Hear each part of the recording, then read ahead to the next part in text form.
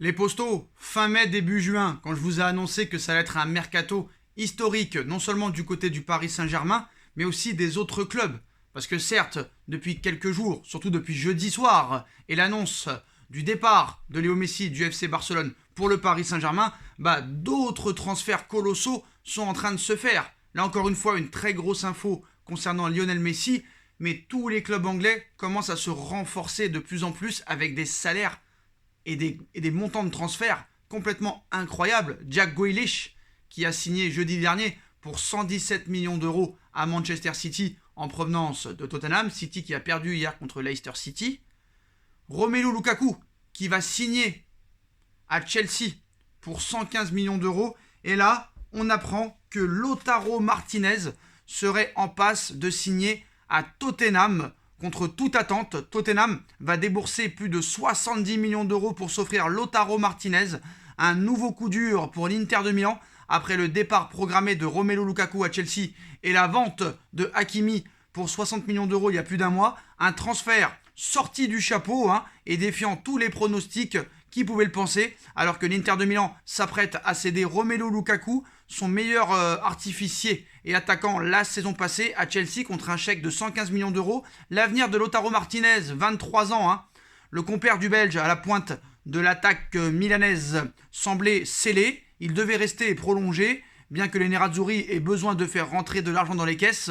Tout portait à croire que l'international argentin allait rester du côté de l'Inter de Milan. C'est donc une grosse bombe que lâche The Times, en cette journée dominicale. Selon le média, Tottenham a trouvé un accord avec l'Inter pour le transfert de Lautaro Martinez cet été, pour s'offrir l'homme aux 17 buts et 10 passes décisives en Serie A lors du dernier exercice 2020-2021.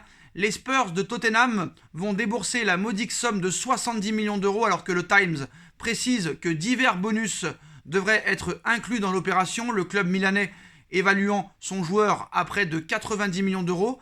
Pour l'Inter, il s'agit là d'un terrible coup de massue. L'Abbé Céleste avait activement participé à la conquête du titre de champion d'Italie l'an passé, mais formant une paire redoutable avec Romelu Lukaku sur les pelouses de Serie A. Martinez était également suivi par Arsenal, qui a donc perdu ce duel à distance avec son plus grand rival londonien. Si les fans milanais ont de quoi s'interroger quant aux ambitions de l'Inter de Milan, les dirigeants en proie à de grosses difficultés financières se frottent vraiment les mains cet été. Après la vente d'Hakimi, Lukaku et Martinez, ce sont pas moins de 260 millions d'euros qui vont renflouer les caisses interistes. Du côté de Tottenham, que dire si ce n'est que ce transfert résonne comme un véritable coup de maître réalisé par Fabio Paratici, le nouveau directeur sportif des pensionnaires de Tottenham.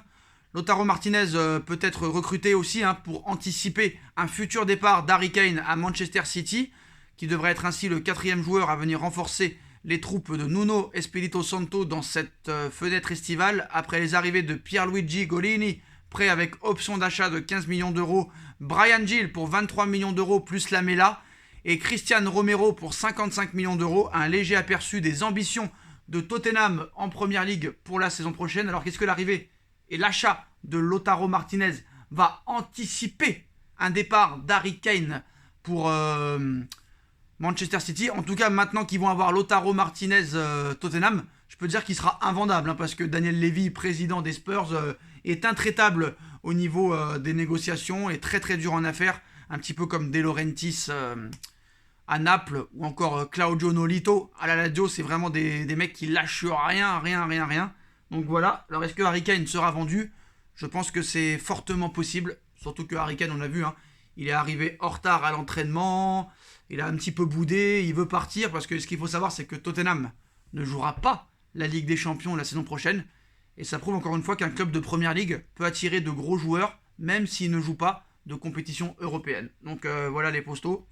Maintenant, dans le dossier Lionel Messi, les postos, on a vu la conférence de presse, c'est acté, c'est officiel, Léo Messi quitte le Barça, il va rejoindre le Paris Saint-Germain. Maintenant, on attend tous de savoir quand Léo Messi sera présenté et comment, dans quelles conditions.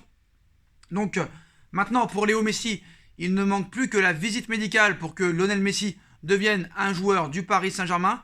Annonce officielle prévue ce lundi pour Léo Messi. Accord trouvé avec le PSG, le joueur est bien attendu à Paris pour passer la visite médicale et signer son contrat. Donc voilà les postos, l'arrivée de Léo Messi au PSG est en cours de finalisation. Paris va réussir à faire cette recrue énormissime, cette star internationale. Ça va être complètement historique les postos. Donc il devrait arriver à Paris dans la soirée, régler les derniers détails, passer sa visite médicale demain matin, en fin de matinée, pour après être présenté officiellement. Donc ça va se passer comme d'habitude à la Factory. Est-ce qu'après, au dernier moment, il y aura une annonce pour un événement, une présentation exceptionnelle comme Zlatan en 2012 ou comme Neymar en 2017? On parle aussi d'une présentation en avant-match PSG Strasbourg samedi à 21h. Il y aura du monde, le parc sera à guichet fermé. Je crois qu'il reste encore quelques places, mais voilà, on verra. Mais voilà les postos, donc Messi est attendu ce soir à Paris, visite médicale demain matin, et après présentation officielle où Léo Messi donnera une conférence de presse aux côtés de Leonardo, directeur sportif, et Nasser Al-Khelaifi, et ça va être complètement incroyable. Le monde qui aura à la Factory demain, malheureusement on ne connaît pas l'heure, et je pense qu'il y en a qui vont camper réellement 4 ou 5 heures avant. Ça c'est sûr et certain. C'est incroyable, hein, ça va être incroyable. Je pense que les gens ne s'imaginent pas encore la chose. Quand tu es fan de football, quand tu as baigné dans le football. Moi, par exemple, je suis sorti par les pieds quand je suis né. Et de voir que Lionel Messi va porter les couleurs du Paris Saint-Germain, c'est quand même tout bonnement incroyable. Mais les postos, le Paris Saint-Germain pourrait ne pas s'arrêter là.